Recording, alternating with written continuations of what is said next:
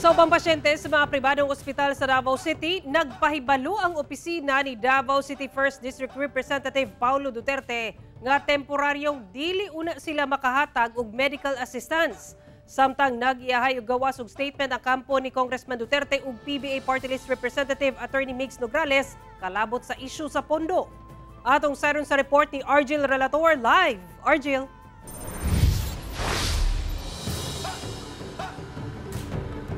Sara, sumala pa wala na hatagi og pondo sa DSWD ang opisina ni Davao City 1st District Congressman Paulo Pulong Duterte busa temporaryong giundang ang paghahatag og medical assistance ngadto sa mga pribadong eskwela o pribadong ospital. Apan sumala sa DSWD nga nagpadayon og normal ang operations nila alang sa paghatag og assistance ingon man uban nga mga social ug support services. Mihatag sab og pahayag si Congressman Pulong Duterte labot sa nahimong komento ni PBA Party List Representative Attorney Migs Nograles labot sa issue. Sa gawas sa Office of the 1st Congressional District of Davao City, nakapaskil ang pahibalo alang sa mga Davaoenyo nga temporaryong giundang ang medical assistance niini alang sa mga pribadong ospital sa syudad tungod kay wala na matud pahatagi sa DSWD og pondo ang ilang opisina. Sa mismong pultahan, nakalatid sab ang pahibalo nga sukad pa ni atong June 4 karong tuiga ang DSWD Services ug Assistance ni Congressman Pulong Duterte alang sa hospital ug funeral bills, dialysis ug uban pa kay on hold. Sanglit, wala matud pa sila'y budget.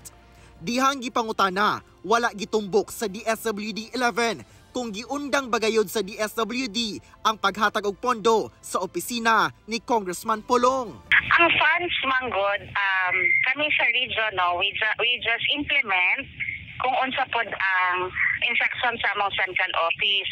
So in terms of funding, dili kay nako sa matubag kay implementing office ang region. But one thing, I think sa ako ang pagkasabot mura og sa tanan pod na LG wala man ta nagahatag og funds except through fund transfer scheme. Hinoon, gipaklaro sa DSWD nga normal ang operasyon sa ilang ahensya sa paghatag og assistance sama sa medical, burial ug uban pa. Usual nato na practice with everybody, with our legislators or other agencies in the executive na sila mga referral sa MOA. So for na sila patabangan na patient, na sila pa-assist for burial. So welcome sa ayo ang tanan. Sa iyang social media post nga dunay hulagway sa samang pahibalo nga gipaskil sa gawas sa opisina ni Congressman Pulong, gitawag ni PBA Party List Representative Attorney Migs Nograles nga fake news matud pa ang pagsulti nga wala nay pondo ang DSWD. Sa opisyal nga pahayag, gipagula ni Congressman Pulong, gibutyag niini nga wala sila nag-ingon nga walay pondo ang DSWD, kundi ang ihang opisina ang wala pondohi sa DSWD. Igo lang matud pa sila nagpahibalo og nangayo og dispensa tungod sa maong sitwasyon. Wala matud pa'y black propaganda o dili matud pa fake news ang maong sitwasyon. Pwede matud pa kini nga lilion ang record sa DSWD mismo. Dugang ni Congressman Pulong nga kay tungod gaawas-awas matud pa ang pondo sa PBA. Giawhag niya ang mga Davaoenyo nga moduol kanila alang sa medical o pinansyal nga panginahanglan. Kwarta matud pa kana sa katawhan nga ngayon sab pahimuslan sa katawhan.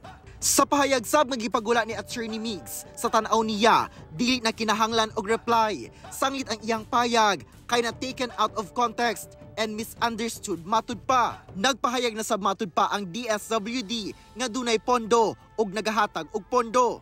Dugang niini nga kung tinuod man nga wala nabati sa mga tao nga dunay pondo, mamahimo matud pang ipangutana sa mga Davaoenyo sa ilang barangay officials.